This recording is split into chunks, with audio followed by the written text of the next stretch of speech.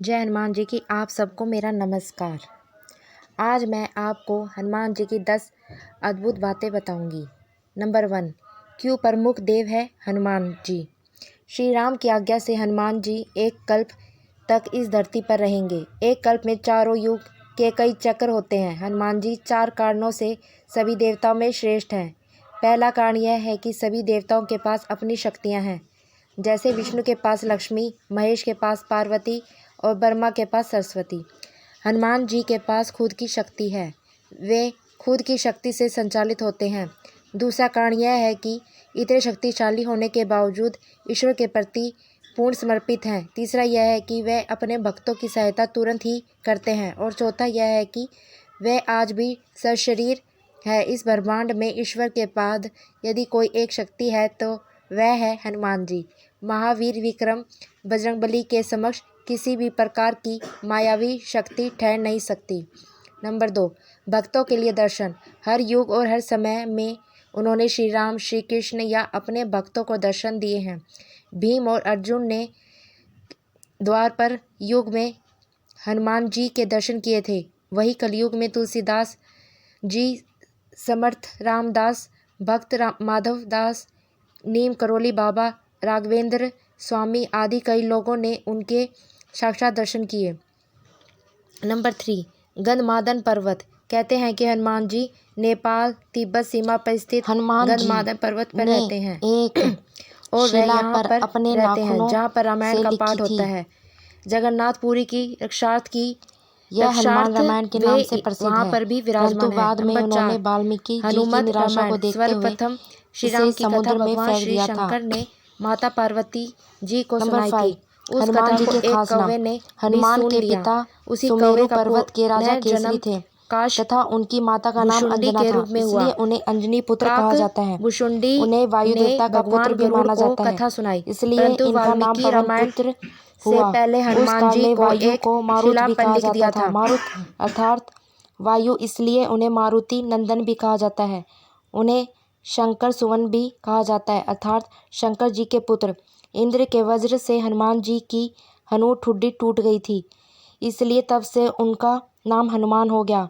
वज्र को धारण करने वाले और वज्र के समान कठोर अर्थात बलवान शरीर होने के कारण उन्हें बजरंगबली कहा जाने लगा। नंबर 6, हनुमान जी के गुरु। मातंग ऋषि के शिष्य थे हनुमान जी। हनुमान जी ने कई लोगों से शिक्षा ली थी। सूर्य नारद के अलावा एक मान्यता अनुसार हनुमान जी के गुरु मातंग ऋषि भी थे। मातंग ऋषि शबरी के गुरु भी थे। कहते हैं कि मातंग ऋषि के आश्रम में ही हनुमान जी का जन्म हुआ था। नंबर 7, हनुमान और राम जी का युद्ध। किंवदंती अनुसार भगवान राम का अपने भक्त हनुमान से युद्ध भी हुआ था। गुरु विश्वामित्र के निर्देशानुसार भगवान राम को राजा ययाति को मारना था। राजा ययाति ने हनुमान से शरण मांगी। हनुमान ने राजा ययाति को वचन दे दिया। हनुमान ने किसी भी तरह के अस्त्र शस्त्र से लड़ने के बजाय भगवान राम का नाम जपना शुरू कर दिया। राम ने जितने भी बाण चलाए सब बेअसर रहे। विश्वामित्र हनुमान की श्रद्धा भक्ति देखकर हैरान रह गए और भगवान राम को इस धर्म संकट से मुक्ति दिलाई। नंबर 8, माता जगदम्बा के सेवक हनुमान। राम भक्त हनुमान जी माता जगदम्बा के सेवक हैं। हनुमान जी माता के आगे आगे चलते हैं और भैरव जी पीछे पीछे। माता के देश भर में जितने भी मंदिर हैं वहाँ उनके आसपास हनुमान और भैरव के मंदिर जरूर होते हैं। हनुमान की खड़ी मुद्रा में और भैरव का कटा सिर होता है। कुछ लोग उनकी यह कहानी माता वैष्णो देवी से जोड़कर देखते हैं। भगवान श्री राम और माता दुर्गा की कृपा चाहने के लिए हनुमान जी की भक्ति जरूरी होती है। हनुमान जी की शरण में जाने से सभी सुख सुविधाएं प्राप्त होती हैं। इनके साथ ही जब हनुमान जी हमारे रक्षक हैं तो हमें किसी भी अन्य देवी देवता, बाबा, साधु, पीर, फकीर, ज्योतिष आदि की बातों में भटकने की जरूरत नहीं। धर्म की स्थापना और रक्षा का कार्य 4 देवों के हाथों में है, दुर्गा, भैरव, हनुमान और कृष्ण। नंबर 9, ब्रह्मास्त्र है हनुमान जी पर बेअसर। हनुमान जी के पास कई वरदानी शक्तियाँ थी, लेकिन फिर भी वह बगैर वरदानी शक्तियों के भी शक्तिशाली हैं। ब्रह्मा देव ने हनुमान जी को 3 वरदान दिए थे, जिनमें उन पर ब्रह्मास्त्र बेअसर था, जो अशोक वाटिका में काम आया। नंबर 10, हनुमान जी को जब मिला मृत्युदंड।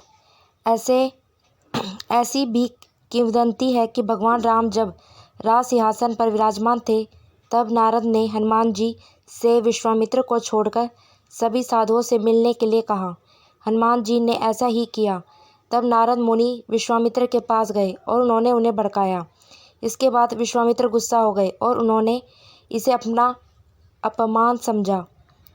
भड़कते हुए वह श्री राम के पास गए और उन्होंने श्री राम से हनुमान को मृत्युदंड देने की सजा को कहा। श्री राम अपने गुरु विश्वामित्र की बात कभी नहीं टालते थे। उन्होंने बहुत ही दुखी होकर हनुमान पर बाण चलाए, लेकिन हनुमान जी राम का नाम जपते रहे और उनको कुछ नहीं हुआ। राम को अपने गुरु की आज्ञा का पालन करना ही था, इसलिए भगवान श्री राम ने हनुमान पर ब्रह्मास्त्र चलाया, लेकिन आश्चर्यजनक रूप से राम नाम का जप करते रहे। हनुमान का ब्रह्मास्त्र भी कुछ नहीं बिगाड़ पाया। यह सब देखकर नारद मुनि विश्वामित्र के पास गए और उन्होंने अपनी भूल को स्वीकार किया।